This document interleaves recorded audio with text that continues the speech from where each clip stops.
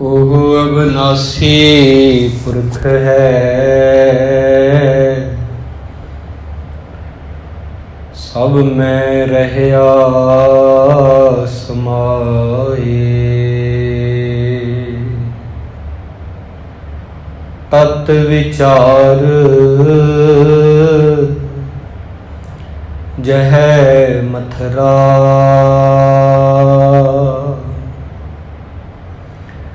ਜਗ ਤਾਰਨ ਕੋ ਅਵਤਾਰ ਬਣਾਇਓ। ਜਪਿਓ ਜਿਨ ਅਰਜਨ ਦੇਵ ਗੁਰੂ, ਫਿਰ ਸੰਕਟ ਜੋਨ ਗਰਭ ਨਾ ਆਇਓ। ਜਪਿਓ ਜਿਨ ਅਰਜਨ ਦੇਵ ਗੁਰੂ, ਫਿਰ ਸੰਕਟ ਜੋਨ ਗਰਭ ਨਾ ਆਇਓ। ਸਨਮਾਨਯੋਗ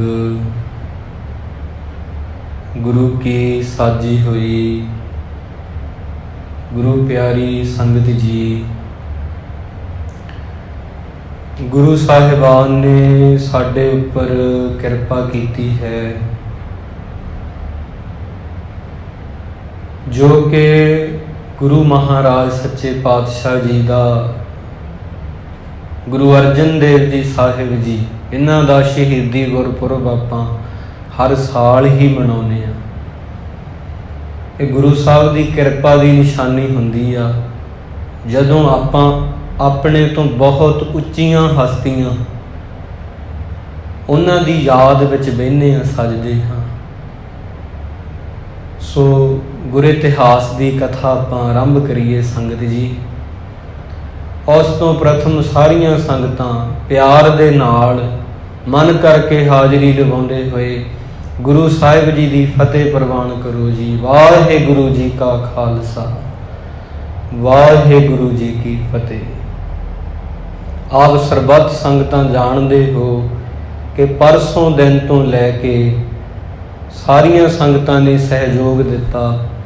ਗੁਰਦੁਆਰਾ ਸਾਹਿਬ ਜੀ ਦੇ ਵਿੱਚ ਅਖੰਡ ਪਾਠ ਸਾਹਿਬ ਆਰੰਭ ਹੋਏ, ਜਿਨ੍ਹਾਂ ਦੇ ਭੋਗ ਦੇ ਸ਼ਲੋਕ ਪੜ੍ਹੇ ਗਏ ਹਨ।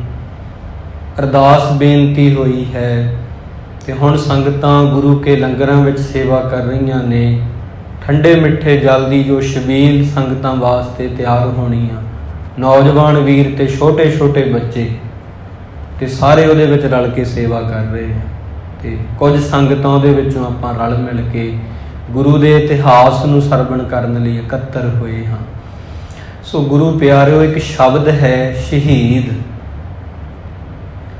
ਗੁਰੂ ਅਰਜਨ ਦੇਵ ਜੀ ਮਹਾਰਾਜ ਨੂੰ ਸ਼ਹੀਦਾਂ ਦਾ ਸਿਰਤਾਜ ਕਿਹਾ ਜਾਂਦਾ ਹੈ, ਕਿਉਂਕਿ ਗੁਰੂ ਨਾਨਕ ਸਾਹਿਬ ਜੀ, ਗੁਰੂ ਅੰਗਦ ਦੇਵ ਜੀ ਮਹਾਰਾਜ, ਗੁਰੂ ਅਮਰਦਾਸ ਜੀ, ਗੁਰੂ ਰਾਮਦਾਸ ਜੀ, ਇਹਨਾਂ ਤੋਂ ਬਾਅਦ ਭਾਵੇਂ ਜੋਤ ਉਹੀ ਆ, ਜੋਤ ਉਹੀ ਹੈ ਭਾਵੇਂ, ਪਰ ਪੰਜਵੇਂ ਜਾਮੇ ਦੇ ਵਿੱਚ ਜੋ ਗੁਰੂ ਸਾਹਿਬ ਜੀ ਨੇ ਇੱਕ ਉੱਚੇ ਆਦਰਸ਼ ਲਈ ਆਪਣੇ ਸਰੀਰ ਦੀ ਠੀਕਰੀ ਜਿਹੜੀ ਆ ਉਹ ਭੰਨ ਦਿੱਤੀ ਉਸ ਵਕਤ, ਤੇ ਜ਼ੁਲਮ ਨਹੀਂ ਸਹਿਆ, ਜ਼ਬਰ ਜਿਹੜਾ ਸੀ ਉਹਨਾਂ ਦਾ ਉਹ ਸਹਿਣ ਨਹੀਂ ਕੀਤਾ। ਭਾਵੇਂ ਸ਼ਾਂਤੀ ਦੇ ਪੁੰਜ ਸੀ ਗੁਰੂ ਅਰਜਨ ਦੇਵ ਜੀ, ਪਰ ਫਿਰ ਵੀ ਉਹਨਾਂ ਨੇ ਜ਼ੁਲਮ ਨਹੀਂ ਸਹਿਆ ਉਹਨਾਂ ਦਾ, ਉਹ ਦੁਸ਼ਟਾਂ ਦਾ, ਤੇ ਆਪਣਾ ਆਪ ਵਾਰਿਆ।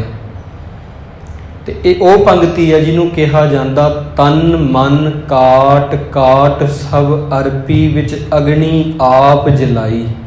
ਬਾਣੀ ਵਿੱਚ ਇਹ ਪੰਕਤੀਆਂ ਨੇ।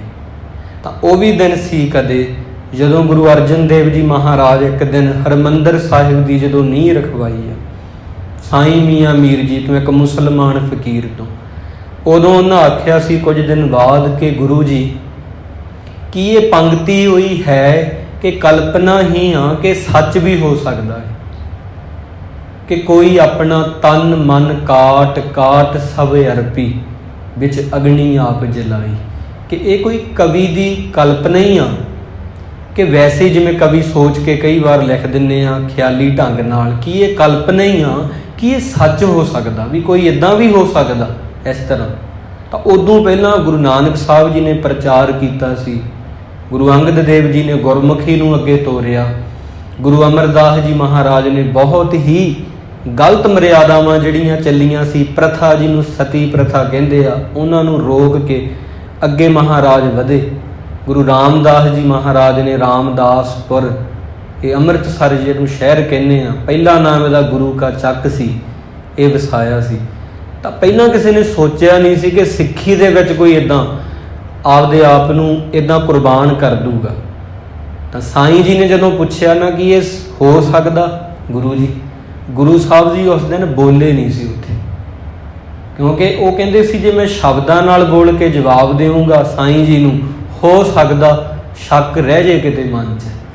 ਤਾਂ ਇਹ ਵੇਲਾ ਹੀ ਆਊਗਾ ਜਦੋਂ ਜਾਣਦੇ ਸੀ ਪਾਤਸ਼ਾਹ ਜੀ ਤਾਂ ਵੀ ਉਸ ਵਕਤ ਜਵਾਬ ਤੁਹਾਨੂੰ ਆਪੇ ਹੀ ਸਾਈਂ ਜੀ ਮਿਲ ਜੂਗਾ। ਤਾਂ ਉਹ ਦਿਨ ਆਪਾਂ ਅੱਜ ਮਨਾ ਰਹੇ ਹਾਂ।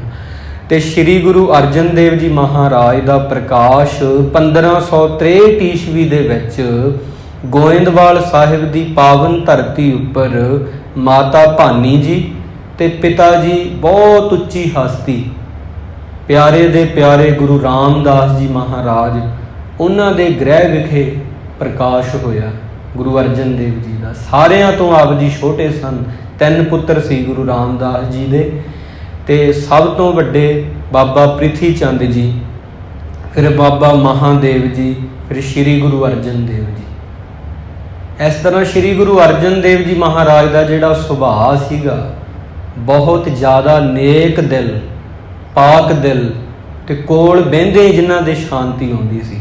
ਤਾਂ ਇਹ ਸਾਰੀਆਂ ਯੋਗ ਗੱਲਾਂ ਵੇਖਦੇ ਹੋਏ ਗੁਰੂ ਰਾਮਦਾਸ ਜੀ ਨੇ ਉਹਨਾਂ ਨੂੰ ਹੀ ਚੁਣਿਆ ਕਿ ਇਹੀ ਗੁਰੂ ਨਾਨਕ ਦੀ ਗੱਦੀ ਸੰਭਾਲ ਸਕਦੇ ਆ। ਮੇਰੇ ਦੂਜੇ ਪੁੱਤਰ ਯੋਗ ਨਹੀਂ ਹੈਗੇ, ਬਾਬਾ ਪ੍ਰਿਥੀ ਚੰਦ ਜੀ ਯੋਗ ਨਹੀਂ ਹੈਗੇ, ਬਾਬਾ ਮਹਾਦੇਵ ਜੀ ਥੋੜ੍ਹੇ ਮਸਤਾਨੇ ਸੁਭਾਅ ਦੇ ਸੀਗੇ, ਉਹ ਵੀ ਯੋਗ ਨਹੀਂ ਹੈਗੇ। ਤਾਂ ਗੁਰੂ ਅਰਜਨ ਦੇਵ ਜੀ ਮਹਾਰਾਜ ਨੂੰ ਚੁਣਿਆ ਗਿਆ। ਇਹ ਗੁਰੂ ਨਾਨਕ ਦੀ ਜਿਹੜੀ ਫਲਸਫਾ ਹੈ ਉਹ ਸਿੱਖੀ ਅੱਗੇ ਵੰਡਣ ਵਾਸਤੇ ਗੁਰੂ ਅਰਜਨ ਦੇਵ ਜੀ ਮਹਾਰਾਜ ਨੂੰ ਉਹ ਗੁਰਤਾ ਗੱਦੀ ਦੇ ਦਿੱਤੀ। ਇਹਦੇ ਨਾਲ ਬਹੁਤ ਕਾਰਨ ਜੁੜਦੇ ਆ ਸ਼ਹੀਦੀ ਦੇ, ਜਿਹੜੇ ਆਪਾਂ ਅੱਜ ਸਾਂਝੇ ਕਰਨੇ ਆ। ਗੁਰੂ ਅਰਜਨ ਦੇਵ ਜੀ ਮਹਾਰਾਜ ਦੀ ਜਿਹੜੀ ਸ਼ਹੀਦੀ ਆ, ਉਹਦੇ ਨਾਲ 2 ਵੱਡੇ ਕਾਰਨ ਜੁੜਦੇ ਆ। ਇੱਕ ਤਾਂ ਹੈਗੀ ਉਹਨਾਂ ਦੇ ਆਪਣਿਆਂ ਦੀ ਨਫ਼ਰਤ, ਨੂੰ ਖੂਨ ਦਾ ਰਿਸ਼ਤਾ ਆਪਾਂ ਕਹਿੰਦੇ ਆ। ਇੱਕ ਆ ਨਿੱਜੀ ਨਫ਼ਰਤ, ਇੱਕ ਆ ਧਾਰਮਿਕ ਨਫ਼ਰਤ। ਹੁਣ ਆਪਾਂ ਇਹ ਕਹਿੰਦੇ ਆ ਵੀ ਜਿਹੜੇ ਧਰਮ ਦੇ ਕੱਟੜਵਾਦੀ ਲੋਕ ਹੁੰਦੇ ਨੇ ਉਹ ਨਫ਼ਰਤ ਫੈਲਾਉਂਦੇ ਹੁੰਦੇ ਆ, ਜਿਹੜੇ ਸਹੀ ਧਾਰਮਿਕ ਲੋਕ ਹੁੰਦੇ ਆ ਉਹ ਪਿਆਰ ਵੰਡਦੇ ਹੁੰਦੇ ਆ। 2 ਤਰ੍ਹਾਂ ਦੇ ਧਾਰਮਿਕ ਲੋਕ ਹੁੰਦੇ ਆ। ਔਰੰਗਜ਼ੇਬ ਵੀ ਕੱਟੜ ਸੀ, ਇੱਕ ਕੱਟੜ ਸੁੰਨੀ ਮੁਸਲਮਾਨ ਸੀ, ਇੱਦਾਂ ਹੀ ਕੁਝ ਲੋਕ ਹੁੰਦੇ ਨੇ। ਤਾਂ ਪਹਿਲਾਂ ਆਪਾਂ ਨਿੱਜੀ ਜਿਹੜੇ ਕਾਰਨ ਆ ਉਹਨਾਂ ਦੀ ਗੱਲ ਕਰਦੇ ਆ। ਬਾਬਾ ਪ੍ਰਿਥੀ ਚੰਦ ਜੀ ਜਿਹੜੇ ਸਨ, ਉਹ ਗੁਰੂ ਸਾਹਿਬ ਨਾਲ ਈਰਖਾ ਕਰਦੇ ਰਹੇ। ਉਹਨਾਂ ਦੀ ਜਿਹੜੀ ਧਰਮ ਪਤਨੀ ਸੀ, ਉਹਨਾਂ ਦਾ ਨਾਂ ਸੀ ਬੀਬੀ ਕਰਮੋ। ਤੇ ਜਦੋਂ ਗੁਰੂ ਅਰਜਨ ਦੇਵ ਜੀ ਮਹਾਰਾਜ ਦਾ ਪਿੰਡ ਮੌ ਦੇ ਰਹਿਣ ਵਾਲੇ ਕ੍ਰਿਸ਼ਨ ਚੰਦ ਜੀ ਦੀ ਸੁਪੁੱਤਰੀ ਸੀ, ਬਹੁਤ ਵੱਡੇ ਭਾਗਾਂ ਵਾਲੇ ਮਾਤਾ ਗੰਗਾ ਜੀ ਨਾਲ ਉਹਨਾਂ ਦੀ ਸ਼ਾਦੀ ਹੋਈ ਗੁਰੂ ਮਹਾਰਾਜ ਦੀ। ਤੇ 8-9 ਸਾਲ ਘਰ ਦੇ ਵਿੱਚ ਔਲਾਦ ਨਹੀਂ ਕੋਈ ਪੈਦਾ ਹੋਈ ਮਹਾਰਾਜ ਦੀ। ਇੱਥੋਂ ਉਹਨਾਂ ਦਾ ਜਿਹੜਾ ਸਬਰ ਆ ਉਹ ਦੇਖਿਆ ਜਾਂਦਾ। ਇੱਕ ਦਿਨ ਮਾਤਾ ਗੰਗਾ ਜੀ ਰੋ ਰਹੇ ਸਨ ਉਸ ਵਕਤ, ਤੇ ਉਦੋਂ ਗੁਰੂ ਪਾਤਸ਼ਾਹ ਜੀ ਨੇ ਆ ਕੇ ਪੁੱਛਿਆ ਵੀ ਕੀ ਤੁਸੀਂ ਰੋ ਕਿਉਂ ਰਹੇ ਹੋ?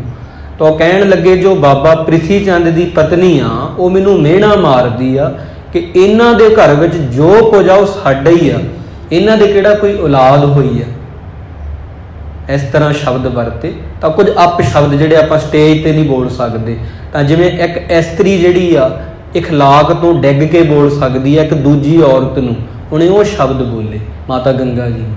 ਉਦੋਂ ਫਿਰ ਗੁਰੂ ਸਾਹਿਬ ਨੇ ਕਿਹਾ ਕਿ ਪਰਮਾਤਮਾ ਦੇ ਘਰ ਦੇ ਵਿੱਚ, ਬਾਬਾ ਨਾਨਕ ਜੀ ਦੇ ਘਰ ਵਿੱਚ ਕਿਸੇ ਚੀਜ਼ ਦੀ ਕਮੀ ਨਹੀਂ, ਤੁਸੀਂ ਬਾਬਾ ਬੁੱਢਾ ਜੀ ਕੋਲ ਜਾਓ।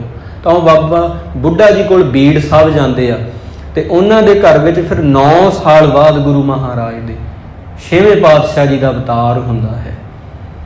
ਉਦੋਂ ਫਿਰ ਬਾਬਾ ਪ੍ਰਿਥੀ ਚੰਦ ਜੀ ਨੂੰ ਹੱਥਾਂ ਪੈਰਾਂ ਦੀ ਪੈ ਗਈ ਕਿ ਇਹ ਤਾਂ ਇਹਨਾਂ ਦੇ ਘਰ ਵਿੱਚ ਸਾਰਾ ਕੁਝ ਸੰਭਾਲਣ ਵਾਲਾ ਆ ਗਿਆ। ਉਹਨਾਂ ਦੀ ਜਿਹੜੀ ਥਿੰਕਿੰਗ ਸੀਗੀ ਇੱਕ ਦੁਨਿਆਵੀ ਸੀ ਇਸ ਤਰ੍ਹਾਂ ਦੀ, ਕਿ ਹੁਣ ਸਾਨੂੰ ਨਹੀਂ ਕੁਝ ਮਿਲਣਾ।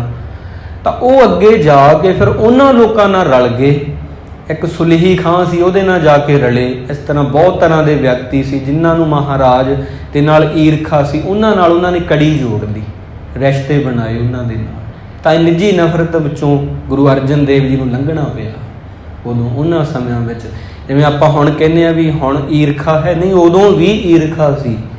ਗੁਰੂ ਸਾਹਿਬ ਦੇ ਵਿੱਚ ਸ਼ਾਂਤੀ ਇੰਨੀ ਆ, ਉਹਨਾਂ ਸਾਰੀਆਂ ਚੀਜ਼ਾਂ ਨੂੰ ਸਹਿ ਲਿਆ। ਜਿਵੇਂ ਕਿਹਾ ਜਾਂਦਾ ਦੁੱਖ ਹੁਣ ਵੀ ਓਨੇ ਹੀ ਆ, ਦੁੱਖ ਬਾਲੇ ਨਹੀਂ ਵਧੇ ਹੈਗੇ। ਹਾਂ, ਬਿਮਾਰੀਆਂ ਦੇ ਨਾਂ ਬਦਲ ਗਏ, ਪਹਿਲਾਂ ਵੀ ਸੀ ਬਿਮਾਰੀਆਂ, ਦੁੱਖ ਨਹੀਂ ਵਧੇ, ਸਗੋਂ ਬੰਦੇ ਦੀ ਸਹਿਣਸ਼ੀਲਤਾ ਘਟ ਗਈ ਹੈ। ਜਿਹਨੂੰ ਸਹਿਣਾ ਆ ਗਿਆ ਤੇ ਉਹਨੂੰ ਰਹਿਣਾ ਆ ਗਿਆ, ਇਸ ਤਰ੍ਹਾਂ। ਤੇ ਹੋਰ ਜਿਹੜੀ ਨਿੱਜੀ ਨਫ਼ਰਤ ਇਹਨਾਂ ਦੇ ਨਾਲ ਜੁੜਦੀ ਆ, ਜਦੋਂ ਬਾਬਾ ਪ੍ਰਿਥੀ ਚੰਦ ਦਾ ਪੁੱਤਰ ਅੱਗੇ, ਉਹਦਾ ਨਾਮ ਮਿਹਰਬਾਨ ਸੀ, ਉਹਨੇ ਵੀ ਗੁਰੂ ਸਾਹਿਬ ਜੀ ਨਾਲ ਬਹੁਤ ਵੈਰ ਕਮਾਇਆ, ਗੁਰੂ ਹਰਗੋਬਿੰਦ ਸਾਹਿਬ ਜੀ ਨਾਲ। ਤਾਂ ਗੁਰੂ ਸਾਹਿਬ ਜੀ ਜਾਣਦੇ ਸੀ ਇਹ ਸਭ ਕੁਝ ਹੋਣਾ। 11 ਸਾਲ ਦੀ ਉਮਰ ਸੀ 6ਵੇਂ ਪਾਤਸ਼ਾਹ ਜੀ ਦੀ, ਉਦੋਂ ਉਹਨਾਂ ਨੇ ਗੁਰਤਾ ਗੱਦੀ ਦਿੱਤੀ ਗੁਰੂ ਹਰਗੋਬਿੰਦ ਸਾਹਿਬ ਜੀ ਨੂੰ। ਤੇ ਇਹ ਜੋ ਸ਼ਹੀਦਾਂ ਦੇ ਸਰਤਾਜ ਕਹਾਏ ਲਾਹੌਰ ਦੇ ਵਿੱਚ, ਇਹ ਸਾਰਾ ਕੌਤਕ ਹੋਇਆ। ਉਹਦੇ ਨਾਲ ਕਈ ਕਾਰਨ ਜੁੜਦੇ ਆ। ਅਕਬਰ ਬਾਦਸ਼ਾਹ ਜਦੋਂ ਗੱਦੀ ਤੇ ਬੈਠਾ ਹੈ, ਇਹ ਇੱਕ ਹੀ ਰਾਜਾ ਇਸਲਾਮ ਦੇ ਵਿੱਚ ਜਿਹਦਾ ਗੁਰੂ ਨਾਲ ਪ੍ਰੇਮ ਆ।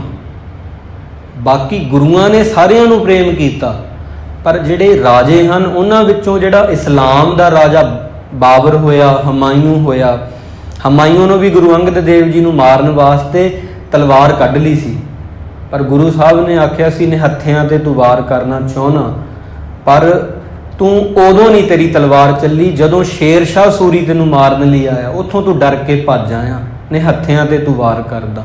ਤਾਂ ਗੁਰੂ ਸਾਹਿਬ ਨੇ ਤਾਂ ਇਹਨਾਂ ਨੂੰ ਪਿਆਰ ਕੀਤਾ, ਪਰ ਇਹਨਾਂ ਵਿੱਚੋਂ ਸਿਰਫ ਅਕਬਰ ਹੀ ਆ ਜਿਹਨੇ ਮਹਾਰਾਜ ਨਾਲ ਪਿਆਰ ਕੀਤਾ। ਤਾਂ ਅਕਬਰ ਬਾਦਸ਼ਾਹ ਦੀ ਕਿਸੇ ਨੇ ਜਾ ਕੇ ਕੰਨ ਭਰੇ, ਇੱਥੋਂ ਗੱਲ ਸ਼ੁਰੂ ਹੁੰਦੀ ਹੈ ਸਾਰੀ, ਇਹ ਜਿਹੜੀ ਇਹਦੀ ਕੜੀ ਜੁੜਦੀ ਹੈ। ਅਕਬਰ ਬਾਦਸ਼ਾਹ ਦੇ ਕੰਨ ਭਰੇ ਕਿਸੇ ਨੇ ਜਾ ਕੇ, ਕਹਿਣ ਲੱਗੇ ਜੀ ਜੋ ਗੁਰੂ ਅਰਜਨ ਦੇਵ ਜੀ ਮਹਾਰਾਜ ਹਨ ਉਹਨਾਂ ਵੱਲ ਤੁਸੀਂ ਦੇਖੋ, ਉਹਨਾਂ ਦੇ ਕਾਰਜ ਵੇਖੋ। ਉਹਨਾਂ ਨੇ ਹਰਮੰਦਰ ਸਾਹਿਬ ਦੀ ਨੀਂਹ ਰੱਖੀ ਹੈ, ਉਹਦੇ ਵਿੱਚ 4 ਦਰਵਾਜ਼ੇ ਰੱਖੇ ਹੋਏ ਆ। ਮੁਸਲਮਾਨ ਹੁਣ ਇੱਧਰ ਨਹੀਂ ਆਉਂਦੇ, ਆਪਣੇ ਉੱਧਰ ਵੱਧ ਜਾਂਦੇ ਨੇ। ਤਾਂ ਇਹ ਕੰਨ ਭਰੇ ਰਾਜਿਆਂ ਦੇ ਕਹਿਣ ਲੱਗੇ ਦੇਖੋ ਸਾਈਂ ਮੀਆਂ ਮੀਰ ਜੀ ਸਾਡੇ 'ਚ ਸਭ ਤੋਂ ਉੱਚੇ ਆ। ਉਹੀ ਹੁਣ ਸੁਖਮਨੀ ਸਾਹਿਬ ਪੜ੍ਹਨ ਲੱਗ ਗਏ ਤਾਂ ਫਿਕਰ ਪੈ ਗਿਆ।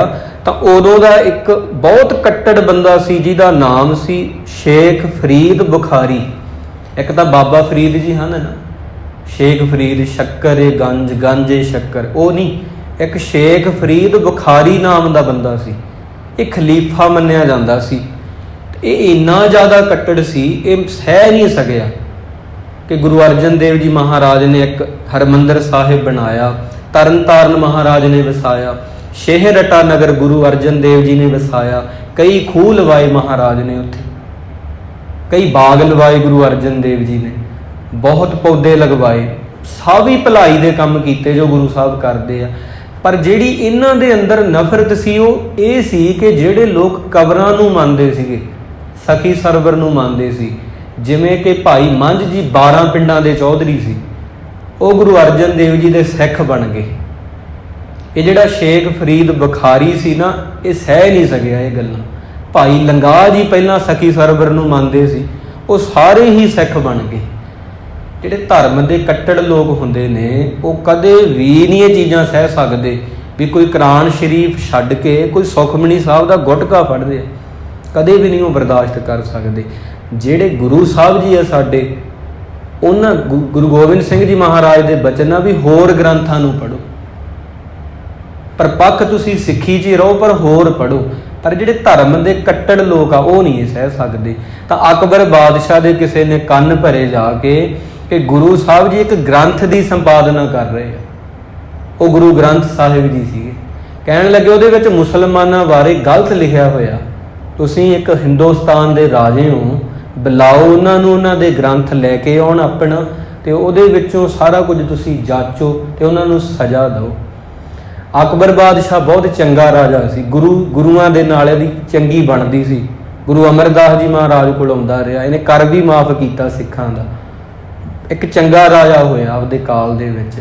ਤਾਂ ਉਹ ਕਹਿਣ ਲੱਗਾ ਕਿ ਮੈਨੂੰ ਲੱਗਦਾ ਨਹੀਂ ਇੱਦਾਂ ਹੋ ਸਕਦਾ, ਪਰ ਜਦੋਂ ਵਜ਼ੀਰ ਕਹੀ ਗਏ ਵਾਰ-ਵਾਰ ਕਹੀ ਗਏ ਕਿ ਨਹੀਂ, ਤੁਸੀਂ ਇਹਨਾਂ ਦੇ ਗ੍ਰੰਥ ਨੂੰ ਇੱਥੇ ਵਾਚੋ, ਉਹਨੂੰ ਐਨਾਲਾਈਜ਼ ਕਰੋ, ਉਹਦੇ ਵਿੱਚ ਕੀ ਆ, ਤਾਂ ਉਦੋਂ ਫਿਰ ਬੁਲਾਇਆ ਗਿਆ ਗੁਰੂ ਸਾਹਿਬ ਜੀ ਮਹਾਰਾਜ ਨੂੰ ਕਿ ਤੁਹਾਨੂੰ ਅਕਬਰ ਬਾਦਸ਼ਾਹ ਬੁਲਾਉਣਾ ਚਾਹੁੰਦਾ। ਗੁਰੂ ਸਾਹਿਬ ਜੀ ਨੇ ਬਾਬਾ ਬੁੱਢਾ ਜੀ ਨੂੰ ਭੇਜਿਆ, ਜਿਹੜੇ ਹਰਿਮੰਦਰ ਸਾਹਿਬ ਦੇ ਪਹਿਲੇ ਗ੍ਰੰਥੀ ਸਨ, ਬਹੁਤ ਸਿਆਣੇ, ਬਹੁਤ ਸੂਝਵਾਨ। ਤੇ ਉਸ ਵਕਤ ਉਹ ਸਾਹਿਬ ਜੀ ਦਾ ਜਿਹੜਾ ਸਰੂਪ ਆ ਉਹਦੇ ਵਿੱਚ ਕੁਝ ਅੰਗਾਂ ਦਾ ਉਤਾਰਾ ਕੀਤਾ ਸੀ। ਤੇ ਉਸ ਵਕਤ ਉਹ ਜਦੋਂ ਲੈ ਕੇ ਜਾਂਦੇ ਹਨ ਤੇ ਉਸ ਵਕਤ ਇਹ ਸਾਰੀਆਂ ਗੱਲਾਂ ਉੱਤੇ ਸਾਹਮਣੇ ਆਉਂਦੀਆਂ। ਤਾਂ ਉਹ ਜਿਹੜੇ ਧਰਮ ਦੇ ਕੱਟੜਪੰਥੀ ਲੋਕ ਸੀ, ਉਹਨਾਂ ਵਿੱਚ ਹੀ ਉਦੋਂ ਚੰਦੂ ਨਾਲ ਆਇਆ ਸੀ। ਚੰਦੂ ਉੱਥੇ ਹੀ ਮਿਲਿਆ ਪਹਿਲੀ ਵਾਰ। ਉਦੋਂ ਅਕਬਰ ਬਾਦਸ਼ਾਹ ਦੇ ਦੀਵਾਨ ਸੀਗਾ, ਉੱਥੇ ਉਹਨਾਂ ਦਾ ਦਰਬਾਰੀ ਸੀ, ਤੇ ਉਹ ਆਉਂਦਾ ਨਾਲ ਤੇ ਉਹ ਕਹਿੰਦਾ ਵੀ ਇਹਨਾਂ ਦੇ ਗ੍ਰੰਥ ਵਿੱਚ ਗਲਤ ਲਿਖਿਆ ਮੁਸਲਮਾਨਾਂ ਬਾਰੇ, ਤੁਸੀਂ ਪੜ੍ਹ ਕੇ ਸੁਣਾਓ। ਤੇ ਬਾਬਾ ਬੁੱਢਾ ਜੀ ਉਦੋਂ ਹੁਕਮਨਾਮਾ ਲੈਂਦੇ ਨੇ। ਹੁਕਮਨਾਮਾ ਸਾਹਿਬ ਉਦੋਂ ਆਉਂਦਾ ਹੈ, ਅਲ ਹੈ ਅਗਮ ਖੁਦਾਈ ਬੰਦੇ, ਛੋੜ ਖਿਆਲ ਦੁਨੀਆ ਕੇ ਧੰਦੇ, ਹੋਏ ਪੈ ਖਾਕ ਫਕੀਰ ਮੁਸਾਫਰ, ਵੀ ਫਕਰਾਂ ਦੇ ਚਰਨਾਂ ਦੀ ਤੂੰ ਬੰਦਿਆ ਖਾਕ ਹੋ ਜਾ, ਉਹ ਅੱਲਾ ਦਾ ਨਾਮ ਜਪ। ਇਹ ਹੁਕਮਨਾਮਾ ਆਇਆ। ਤੇ ਅਕਬਰ ਬਾਦਸ਼ਾਹ ਕਹਿੰਦਾ ਇਹ ਤਾਂ ਬਹੁਤ ਵਧੀਆ ਬਾਣੀ ਹੈ। ਉਹ ਚੰਦੂ ਉੱਥੇ ਖੜਾ ਸੀ, ਕਹਿੰਦਾ ਨਹੀਂ, ਇਹ ਤਾਂ ਇਹਨਾਂ ਨੇ ਜਾਣ ਬੁੱਝ ਕੇ ਇਦਾਂ ਦਾ ਹੁਕਮ ਲੈ ਲਿਆ, ਤੁਸੀਂ ਅੱਗੇ ਅੰਗ, ਜਿਵੇਂ ਆਪਾਂ ਕਹਿੰਦੇ ਅੰਗ ਮਹਾਰਾਜ ਦੇ ਅੱਗੇ ਅੰਗ ਕੱਢ ਕੇ ਲਓ ਹੁਕਮਨਾਮਾ। ਇਸ ਤਰ੍ਹਾਂ ਫਿਰ ਉਹ ਇਦਾਂ ਕਹਿੰਦੇ ਨੇ। ਫਿਰ ਹੁਕਮਨਾਮਾ ਆਇਆ, ਜਕ ਅਰਜ ਗੁਫਤਮ ਪੇਸ਼ ਤੋਂ ਦਰਗੋਸ਼ ਕੁਨ ਕਰਤਾਰ, ਹੱਕਾ ਕਬੀਰ ਕਰੀਮ ਤੂੰ ਬੇਐਬ ਪਰਵਦਗਾਰ, ਦੁਨੀਆ ਮੁਕਾਮੇ ਫਾਨੀ ਤਹਿਕੀਕ ਦਿਲਦਾਨੀ, ਵੀ ਇਹ ਫਾਨੀ ਸੰਸਾਰ ਆ, ਰੱਬ ਇੱਕ ਖੁਦਾ ਹੀ ਰਹਿਣ ਵਾਲਾ, ਬਸ ਇਕੱਲਾ ਉਹੀ ਸੱਚ ਆ। ਅਕਬਰ ਫਿਰ ਕਹਿੰਦਾ ਇਹ ਤਾਂ ਫਿਰ ਸਹੀ ਗੱਲ ਹੈ, ਇਹਦੇ ਵਿੱਚ ਕੋਈ ਮਾੜੀ ਗੱਲ ਨਹੀਂ। ਉਹ ਕਹਿੰਦੇ ਨਹੀਂ, ਤੁਸੀਂ ਇੱਕ ਵਾਰ ਹੋਰ ਹੁਕਮਨਾਮਾ ਲਓ। ਦੇਖੋ ਚੰਦੂ ਕਹਿ ਰਿਹਾ ਉੱਥੇ, ਇੱਥੋਂ ਗੱਲਾਂ ਸਾਰੀਆਂ ਸ਼ੁਰੂ ਹੁੰਦੀਆਂ। ਕਹਿੰਦੇ ਨਹੀਂ, ਇਹ ਧਾਰਮਿਕ ਗ੍ਰੰਥ ਇਹਨਾਂ ਦਾ ਸਹੀ ਨਹੀਂ, ਜਾਣ ਬੁੱਝ ਕੇ ਇੱਕ ਵਾਰੀ ਕਹਿੰਦੇ ਹੋਰ ਇਹ ਲੈਣ ਵਿੱਚੋਂ ਬਾਗ। ਤੇ ਬਾਬਾ ਬੁੱਢਾ ਜੀ ਨੇ ਫੇਰ ਲਿਆ। ਫਿਰ ਹੁਕਮਨਾਮਾ ਆਇਆ, ਅਵਲ ਅੱਲਾਹ ਨੂਰ ਉਪਾਇਆ, ਕੁਦਰਤ ਕੇ ਸਭ ਬੰਦੇ, ਏਕ ਨੂਰ ਤੇ ਸਭ ਜਗ ਉਪਜਿਆ, ਕੌਣ ਭਲੇ ਕੋ ਮੰਦੇ, ਲੋਗਾ ਭਰਮ ਨ ਭੂਲੋ ਭਾਈ, ਖਾਲਕ ਖਲਕ ਖਲਕ ਮੈਂ ਖਾਲਕ, ਪੂਰੇ ਹੋ ਸਭ ਠਾਈ। ਅਕਬਰ ਬਾਦਸ਼ਾਹ ਨੇ ਜਦੋਂ ਇਹ ਸੁਣਿਆ, ਉਹਨੂੰ ਮੱਥਾ ਟੇਕਣਾ ਪਿਆ। ਉਦੋਂ ਮਹਾਰਾਜ ਦੇ ਸਰੂਪ ਨੂੰ ਉਹਨੇ ਮੱਥਾ ਟੇਕਿਆ। ਉੱਥੇ ਮੱਥਾ ਟੇਕ ਕੇ ਉਹਨੇ ਬਾਬਾ ਬੁੱਢਾ ਜੀ ਨੂੰ ਕਿਹਾ ਵੀ ਸਾਥੋਂ ਭੁੱਲ ਹੋ ਗਈ, ਸਾਥੋਂ ਬਹੁਤ ਵੱਡੀ ਗਲਤੀ ਹੋ ਗਈ। ਤੁਹਾਡਾ ਜੋ ਗ੍ਰੰਥ ਹੈ ਨਾ, ਇਹ ਪਾਵਨ ਪਵਿੱਤਰ ਮੁਕੱਦਸ ਆ, ਤੇ ਗੁਰੂ ਅਰਜਨ ਦੇਵ ਜੀ ਨੂੰ ਜਾ ਕੇ ਕਹਿ ਦਿਓ ਮੈਂ ਉਹਨਾਂ ਤੋਂ ਮਾਫੀ ਮੰਗਦਾ, ਮੈਂ ਤੁਹਾਡਾ ਸਮਾਂ ਇਸ ਤਰ੍ਹਾਂ ਬਰਬਾਦ ਕੀਤਾ, ਮੈਂ ਸ਼ੱਕ ਕੀਤੀ ਇੱਕ ਗ੍ਰੰਥ ਦੇ। ਜਦੋਂ ਅਕਬਰ ਨੇ ਮਾਫੀ ਮੰਗੀ ਤਾਂ ਜਿਹੜਾ ਸ਼ੇਖ ਫਰੀਦ ਸੀ ਬੁਖਾਰੀ, ਉਹਨੂੰ ਇਹ ਗੱਲ ਸਹਿ ਨਹੀਂ ਸਕਿਆ ਕਿ ਇੱਕ ਮੁਸਲਮਾਨਾਂ ਦਾ ਰਾਜਾ ਇੱਕ ਸਿੱਖਾਂ ਦੇ ਗੁਰੂਆਂ ਤੋਂ ਮਾਫੀ ਮੰਗ ਰਿਹਾ। ਤਾਂ ਉਸ ਤੋਂ ਬਾਅਦ ਉਹਨੇ ਬਗਾਵਤ ਕਰਨੀ ਸ਼ੁਰੂ ਕੀਤੀ। ਉਹ ਫਿਰ ਅਕਬਰ ਬਾਦਸ਼ਾਹ ਨੂੰ ਮਿਲਿਆ, ਖਲੀਫਾ ਸੀਗਾ। ਅਕਬਰ ਬਾਦਸ਼ਾਹ ਨੇ ਉਹਦਾ ਸਤਿਕਾਰ ਕੀਤਾ। ਅਕਬਰ ਬਾਦਸ਼ਾਹ ਕਹਿਣ ਲੱਗਾ ਮੈਂ ਤੁਹਾਡੇ ਲਈ ਕੀ ਕਰ ਸਕਦਾ। ਤਾਂ ਉਹਨੇ ਇੱਥੇ ਇਹਨੂੰ ਧਿਆਨ ਨਾਲ ਸੁਣਿਓ, ਸਾਰੀਆਂ ਗੱਲਾਂ ਅੱਗੇ ਜਾ ਕੇ ਮਹਾਰਾਜ ਦੇ ਨਾਲ ਜੁੜਦੀਆਂ। ਉਹ ਕਹਿਣ ਲੱਗਾ ਕਰਨਾ ਕੁਝ ਨਹੀਂ, ਬਸ ਇੱਕ ਬੰਦਾ, ਤੁਸੀਂ ਵੇਖੋ ਇੱਥੇ ਗੱਲ, ਇੱਕ ਬੰਦਾ ਮੈਂ ਆਪਣਾ ਤੇ ਤੁਹਾਡੇ ਇੱਥੇ ਨੌਕਰੀ ਤੇ ਲਾਉਣਾ ਚਾਹੁੰਦਾ, ਵੀ ਉਹ ਮੇਰੇ ਲਈ ਕਰ ਦਿਓ। ਉਹ ਹੁਣ ਉੱਥੋਂ ਦਾ ਖਲੀਫਾ ਸੀ, ਜਿਵੇਂ ਆਪਾਂ ਕਹਿੰਦੇ ਕੋਈ ਮਹਾਂਪੁਰਸ਼ ਜਿਹਨੂੰ ਆਪਾਂ ਸਮਝੀਏ, ਉੱਚਾ ਬੰਦਾ, ਕਿ ਉਹਦੀ ਮੰਨਣੀ ਪੈਣੀ ਹੈ। ਤੇ ਅਕਬਰ ਕਹਿੰਦਾ ਕੋਈ ਗੱਲ ਨਹੀਂ, ਤੁਸੀਂ ਇੱਕ ਬੰਦੇ ਨੂੰ ਕਹੋ ਕਿਹੜੇ ਅਹੁਦੇ ਤੇ ਲਾਉਣਾ। ਉਹ ਕਹਿੰਦਾ ਮੰਤਰੀ ਲਾਉਣਾ ਪੈਣਾ। ਤਾਂ ਉਦੋਂ ਫਿਰ ਅਹਿਮਦ ਸਰਹੰਦੀ ਸੀ, ਉਹਦਾ ਨਾਮ ਆਇਆ। ਅਹਿਮਦ ਸਰਹੰਦੀ ਨਾਂ ਦਾ ਇੱਕ ਵਿਅਕਤੀ ਸੀ, ਤੇ ਇਹਦੀ ਬਹੁਤ ਬਣਦੀ ਸੀ ਉਹਦੇ ਨਾਲ, ਸ਼ੇਖ ਫਰੀਦ ਬੁਖਾਰੀ ਦੇ ਨਾਲ। ਤੇ ਉਹਨੇ ਇਹਨੂੰ ਅਕਬਰ ਦਾ ਮੰਤਰੀ ਲਗਵਾਇਆ। ਇਹਨਾਂ ਨੇ ਰਲ ਕੇ ਫਿਰ ਕਿਹਾ ਵੀ ਮੈਂ ਤੈਨੂੰ ਮੰਤਰੀ ਲਵਾਉਂਗਾ, ਤੂੰ ਅਕਬਰ ਬਾਦਸ਼ਾਹ ਨੂੰ ਹੌਲੀ ਹੌਲੀ ਜ਼ਹਿਰ ਦੇਣੀ ਹੈ। ਪਹਿਲਾਂ ਉਹਦੇ ਰਸੋਈਏ ਬਦਲੇ ਇਹ ਬੰਦੇ ਨੇ। ਅਹਿਮਦ ਸਰਹੰਦੀ ਤਾਂ ਵਾਇਦਾ ਸਰਹੰਦ ਦਾ ਰਹਿਣ ਵਾਲਾ ਸੀ। ਇਹਨੇ ਪਹਿਲਾਂ ਰਸੋਈਏ ਬਦਲੇ। ਰਸੋਈਏ ਜਦੋਂ ਬਦਲੇ ਨਾ, ਤੇ ਆਪਦੇ ਰਸੋਈਏ ਲਾਏ, ਤੇ ਉਹਦੇ ਫੂਡ ਵਿੱਚ, ਉਹਦੇ ਖਾਣੇ ਵਿੱਚ ਰਾਜੇ ਦੇ ਹੌਲੀ ਹੌਲੀ ਸਲੋ ਪੋਇਜ਼ਨ ਜਿਹਨੂੰ ਕਹਿੰਦੇ ਆ, ਹੌਲੀ ਹੌਲੀ ਮਾਰਨ ਵਾਲਾ ਜ਼ਹਿਰ ਦਿੱਤਾ। 3 ਮਹੀਨਿਆਂ 'ਚ ਅਕਬਰ ਬਾਦਸ਼ਾਹ ਮੰਜੇ ਤੇ ਪਾਤਾ ਇਹਨਾਂ ਨੇ। ਤਾਂ ਇਹ ਗੱਲ ਨਹੀਂ ਸਹਿ ਸਕੇ ਕਿ ਸਾਡਾ ਜਿਹੜਾ ਰਾਜਾ ਹੈ ਉਹ ਗੁਰੂਆਂ ਦਾ ਸਤਿਕਾਰ ਕਿਉਂ ਕਰਦਾ। ਇਹ ਧਾਰਮਿਕ ਕੱਟੜਤਾ ਹੁੰਦੀ ਆ, ਇਹ ਧਾਰਮਿਕ ਨਫ਼ਰਤਾਂ ਹੁੰਦੀ ਹੈ, ਨਫ਼ਰਤ ਸੀ ਉਹਨਾਂ ਦੇ ਅੰਦਰ। ਤਾਂ ਉਹਨਾਂ ਨੇ ਫਿਰ ਸੋਚਿਆ ਵੀ ਹੁਣ ਬਿਮਾਰ ਹੋ ਗਿਆ, ਤੇ ਵੈਦਾਂ ਨੂੰ ਕਹਿਤਾ, ਸਾਰੇ ਖਰੀਦ ਲਏ ਕਿ ਉਹ ਦਵਾਈ ਦੇਣੀ ਹੋਈ ਨਹੀਂ ਰਾਜੇ ਨੂੰ ਜਿਹਦੇ ਨਾਲ ਠੀਕ ਹੋ ਜਾਏ। ਤੇ ਉਹ ਅਕਬਰ ਨੂੰ ਦਿੱਤੀ ਹੋਈ ਨਹੀਂ ਇਹਨਾਂ ਨੇ ਦਵਾਈ। ਅਕਬਰ ਦਾ ਅੱਗੇ ਬੇਟਾ ਸੀ, ਇਸ ਤਰ੍ਹਾਂ ਉਹਦਾ ਨਾਮ ਸੀ ਸਲੀਮ, ਜਿਹੜਾ ਵੱਡਾ ਹੋ ਕੇ ਜਹਾਂਗੀਰ ਬਣਿਆ। ਇਹ ਬਹੁਤ ਜ਼ਿਆਦਾ ਸ਼ਰਾਬ ਪੀਂਦਾ ਸੀ। ਸਾਰੇ ਜਿੰਨੇ ਵੀ ਕਿਤਾਬਾਂ ਜਿੰਨਿਆਂ ਨੇ ਲਿਖੀਆਂ, ਭਾਈ ਵੀਰ ਸਿੰਘ ਜੀ ਆ, ਚਾਹੇ ਉਹ ਕਵੀ ਸੰਤੋਖ ਸਿੰਘ ਜੀ ਨੇ, ਸਾਰਿਆਂ ਨੇ ਲਿਖਿਆ ਕਿ ਇਹ ਬਹੁਤ ਅਤ ਦਰਜੇ ਦਾ ਸ਼ਰਾਬੀ ਕਬਾਬੀ ਬੰਦਾ ਸੀ। ਇਹਨੂੰ ਜਾਂ ਸ਼ਰਾਬ ਨਾਲ ਮਤਲਬ ਸੀ ਜਾਂ ਕਬਾਬ ਨਾਲ ਮਤਲਬ ਸੀ, ਹੋਰ ਇਹਨੂੰ ਮਤਲਬ ਨਹੀਂ ਸੀ ਕੋਈ।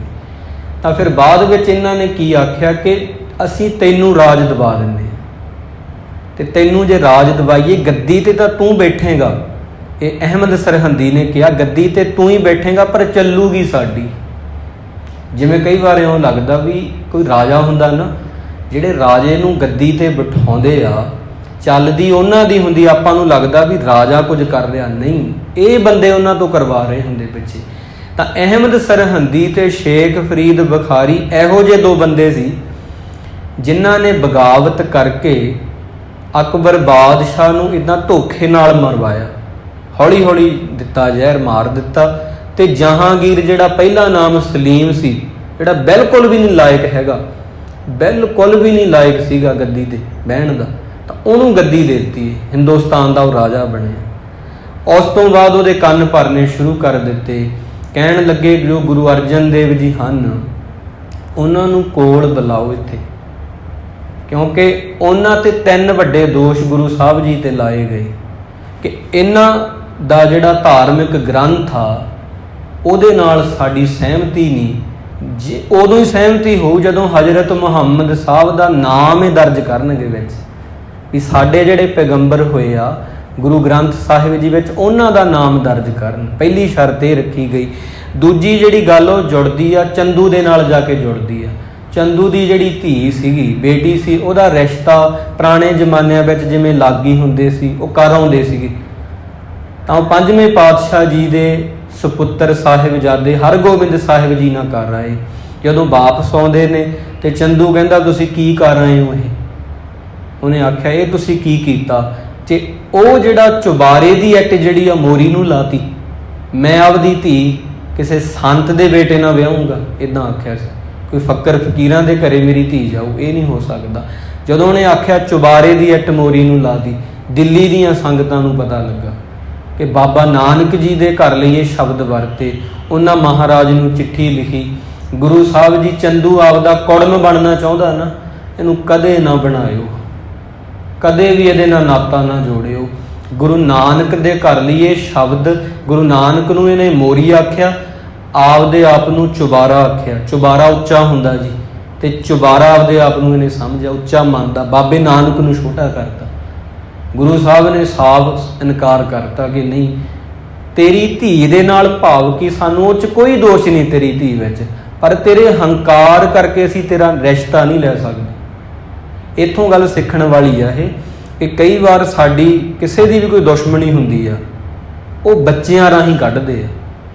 ਇਹ ਅੱਜ ਕੱਲ੍ਹ ਬਹੁਤ ਆ ਵੀ ਬੱਚਿਆਂ ਰਾਹੀਂ ਆਪਾਂ ਕਈ ਲੋਕ ਆ ਕੱਢਦੇ ਦੁਸ਼ਮਣੀ, ਵੀ ਪਿਤਾ ਰਾਹੀਂ ਨਹੀਂ ਨਿਕਲਦੀ, ਪੁੱਤ ਰਾਹੀਂ ਕੱਢ ਦੋ, ਉਹਨੂੰ ਨਸ਼ੇ ਤੇ ਲਾ ਦੋ। ਗੁਰੂ ਅਰਜਨ ਦੇਵ ਜੀ ਨੇ ਕੀ ਕਿਹਾ ਵੀ ਤੇਰੇ ਹੰਕਾਰ ਕਰਕੇ ਅਸੀਂ ਨਾਤਾ ਨਹੀਂ ਜੋੜਨਾ ਤੇਰੇ ਨਾਲ, ਤੇਰੀ ਧੀ ਦਾ ਕੋਈ ਦੋਸ਼ ਨਹੀਂ।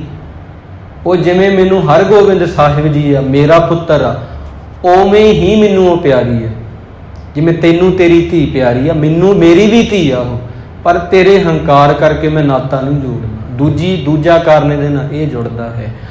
ਤੇ ਤੀਜਾ ਕਾਰਨ ਜਿਹੜਾ ਸੀ, ਉਹ ਕਹਿਣ ਲੱਗੇ, ਜਿਹੜੇ ਅਹਿਮਦ ਸਰਹੰਦੀ ਸੀਗਾ, ਕਹਿਣ ਲੱਗਾ ਕਿ ਗੁਰੂ ਸਾਹਿਬ ਤੋਂ ਟੈਕਸ ਲਓ। ਇਹ ਸ਼ਹਾਦਤਾਂ ਹੋਈਆਂ ਤਾਂ ਅੱਜ ਚੀਜ਼ਾਂ ਨਹੀਂ ਹੁੰਦੀਆਂ ਸਾਰੀਆਂ, ਆਪਾਂ ਨੂੰ ਲੱਗਦਾ ਵੈਸੇ ਹੀ ਆ ਕਿ ਗੁਰੂ ਸਾਹਿਬ ਜੀ ਕੋਲ ਹਰਮੰਦਰ ਸਾਹਿਬ ਆ, ਤਰਨ ਤਾਰਨ ਉਹਨਾਂ ਵਸਾਇਆ, ਸ਼ਹਿਰਟਾ ਨਗਰ ਉਹਨਾਂ ਨੇ ਵਸਾਇਆ, ਇੱਥੇ ਖੂਹ ਲਵਾਇਆ ਸੀ ਮਹਾਰਾਜ ਨੇ, ਬਾਗ ਇਹਨਾਂ ਨੇ ਲਵਾਏ, ਲੰਗਰ ਇੱਥੇ ਅਟੁੱਟ ਚੱਲਦਾ, ਪੈਸੇ ਦੀ ਕੋਈ ਤੋਟ ਨਹੀਂ। 2 ਲੱਖ ਰੁਪਈਆ ਟੈਕਸ ਦੇਣੇ ਗੁਰੂ ਅਰਜਨ ਦੇਵ ਜੀ, ਇੰਨਾ ਬਣਦਾ ਇਹਨਾਂ ਦਾ। 2 ਲੱਖ ਰਜਤਪਣ ਕਰੰਸੀ ਸੀਗੀ ਉਦੋਂ, 2 ਲੱਖ ਰਜਤਪਣ ਦੇਣ ਸਾਨੂੰ। ਇਹਨਾਂ ਕੋਲ ਚੜਾਵਾ ਬਹੁਤ ਆਉਂਦਾ। गुरु महाराज कहन लगे चंदू कि ये जिहड़े पैसे आ ना, ये पैसे ये साडे सिखां दी किरत कमाई का 10वां हिस्सा, तो ये गुरु का लंगर कोई आके जिन्ना मर्जी छके, ये दवाइयां मिल सकदियां, ये किसी नूं असीं सहायता दे सकते हैं, वित्ती सहायता, जे कोई मददगार आ पैरां 'च जोड़ा नहीं लै सकते हैं, कपड़े लैके दे सकते हैं, प्रशादा छका सकते हैं। पर एक सरकार नूं असीं टैक्स दईए, ये नहीं है पैसिਆਂ ਦਾ होना। गुरु साहब जी ने आख्या तो उदों की जिहड़ी शहादत महाराज ने दिती आ, नहीं तो पहलां सरकारां ये गुरद्वारियां तो टैक्स वसूलदियां सी, सीधा ही आ गए भी सानूं टैक्स दो। उदों गुरु साहब जी ने इन्हां चीज़ां नूं रोकिया। उदों गुरद्वारा साहब की गल नहीं, कोई मंदिर है, कोई मस्जिद आ, कोई गिरजा घर आ, ये राजे सीधे ही आउंदे सी भी इत्थे इन्ना चढ़ावा आउंदा, सानूं इहदे विचों इन्ना हिस्सा दो। वो गुरु अर्जन देव जी कहंदे ये तां नहीं होना।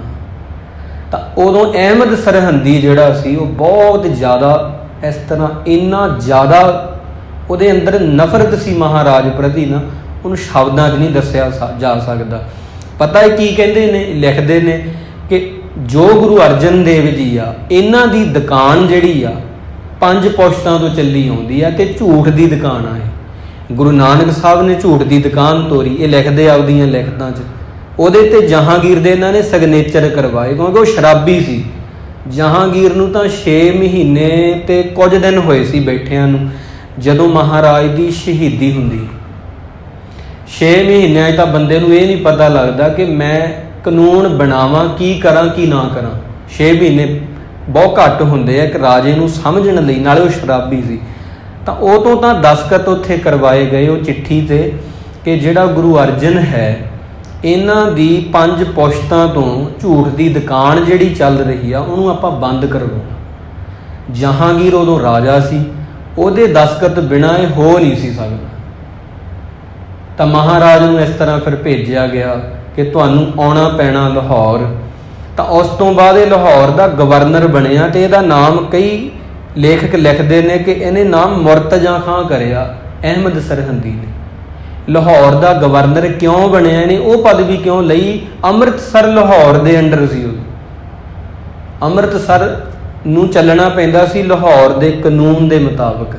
तो ये जानबूझ के लाहौर का गवर्नर बनिया। इन्हें गुरु अर्जन देव जी महाराज नूं आख्या तुहानूं आउणा पऊगा।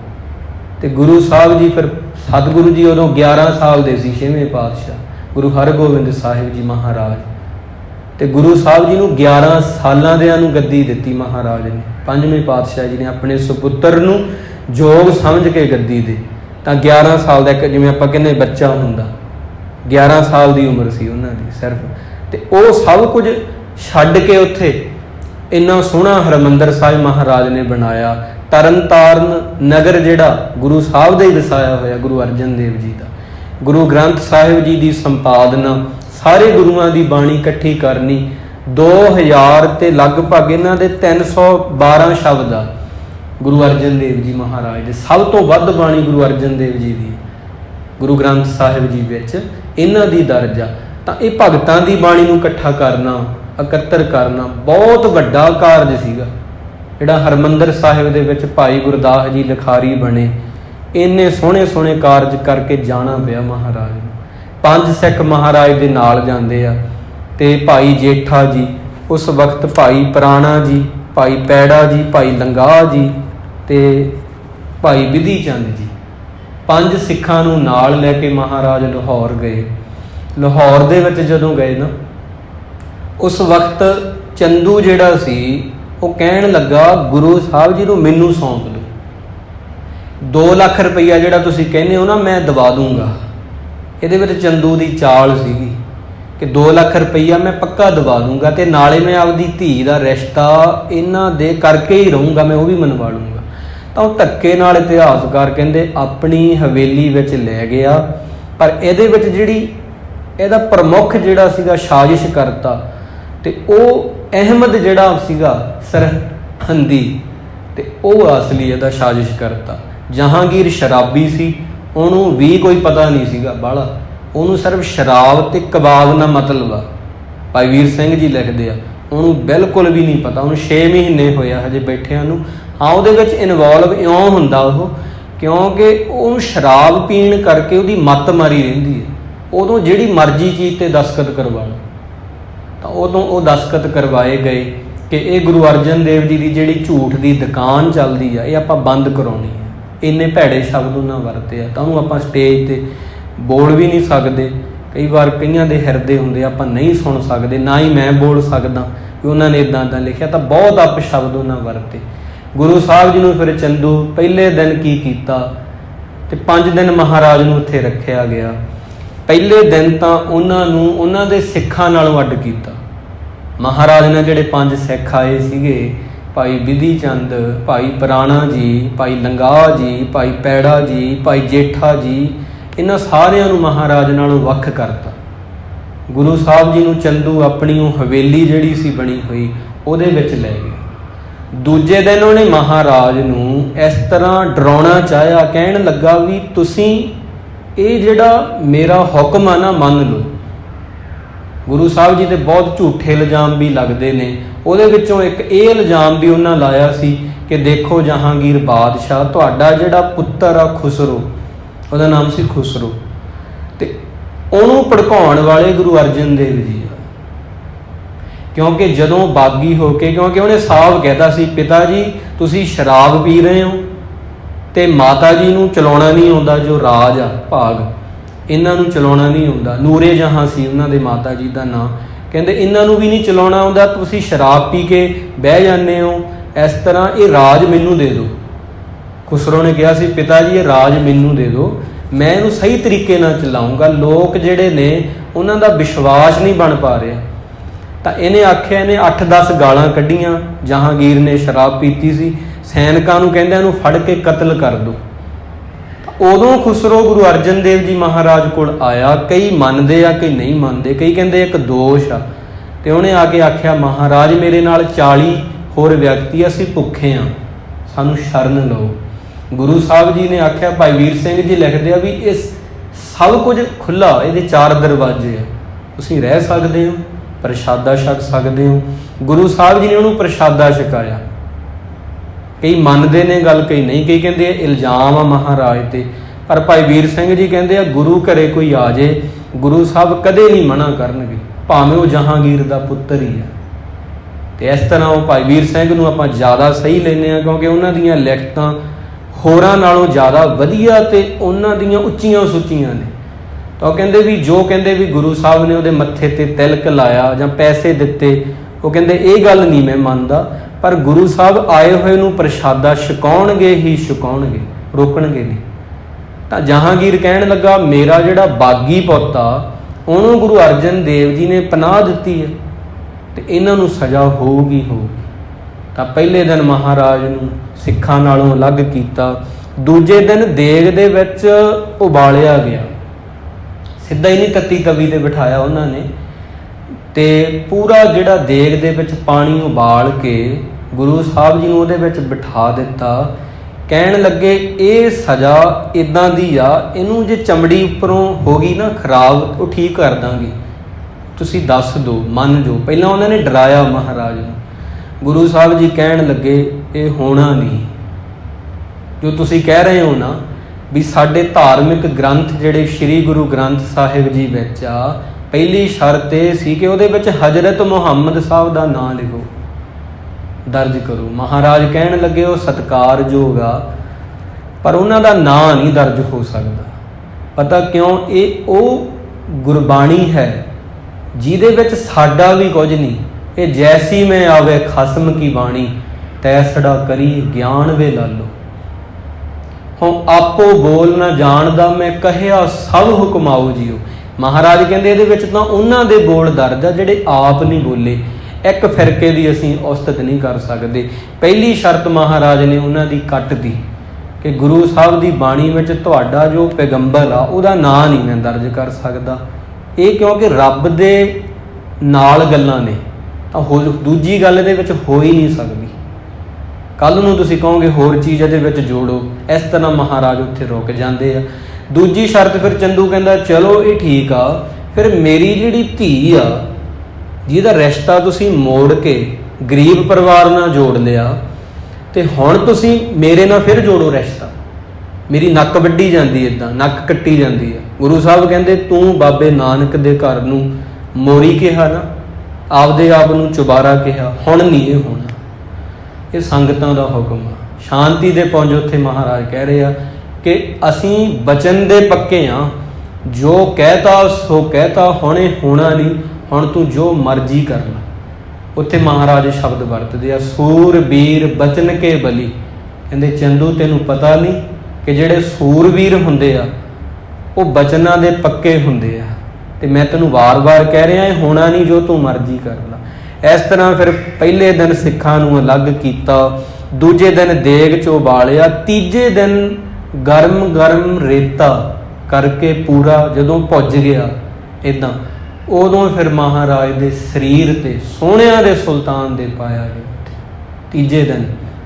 ਫਿਰ ਚੌਥੇ ਦਿਨ ਮਹਾਰਾਜ ਨੂੰ ਫਿਰ ਕਹਿੰਦੇ ਗੁਰੂ ਸਾਹਿਬ ਜੀ ਪਹਿਲਾਂ ਵਾਲੀ ਜਿਹੜੀ ਸਜ਼ਾ ਦਿੱਤੀ ਆ ਨਾ ਤੁਹਾਨੂੰ, ਉਹ ਤਾਂ ਡਰਾਉਣ ਲਈ ਆ, ਜਿਹੜੀ ਅੱਜ ਦੇ ਰਹੇ ਆ ਨਾ ਇਹਨੇ ਤੁਹਾਨੂੰ ਮਾਰ ਦੇਣਾ।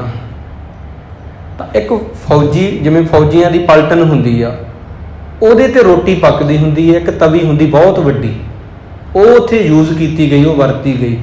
ਇੱਕ ਫੌਜੀਆਂ ਦੀ ਜਿਵੇਂ ਪਲਟਨ ਆ, ਉਹਨਾਂ ਨੂੰ ਪ੍ਰਸ਼ਾਦਾ ਛਕਾਉਣ ਲਈ ਵੱਡੀ ਤਵੀ ਵਰਤੀ ਜਾਂਦੀ, ਜਿਹਨੂੰ ਆਪਾਂ ਲੋਹ ਵੀ ਕਹਿੰਦੇ। ਉਹ ਲੋਹ ਲਿਆਂਦੀ ਗਈ, ਉਹਨੂੰ ਪੂਰਾ ਗਰਮ ਕੀਤਾ ਗਿਆ, ਤੇ ਗੁਰੂ ਸਾਹਿਬ ਜੀ ਨੂੰ ਆਖਿਆ, ਫੜਨ ਲੱਗੇ ਉਹ ਜਿਹੜੇ ਰੱਖੇ ਸੀ ਉਹਦੇ ਸੈਨਿਕ, ਬਾਹਾਂ ਫੜ ਕੇ ਅੱਗੇ ਲਿਜਾਣ ਲੱਗੇ। ਮਹਾਰਾਜ ਕਹਿੰਦੇ ਮੈਂ ਆਪੇ ਜਾਊਂਗਾ, ਤੁਹਾਨੂੰ ਇੱਦਾਂ ਜ਼ਬਰ ਕਰਨ ਦੀ ਲੋੜ ਨਹੀਂ, ਮੈਂ ਆਪੇ ਖੁਦ ਰਾਜੀ ਹਾਂ।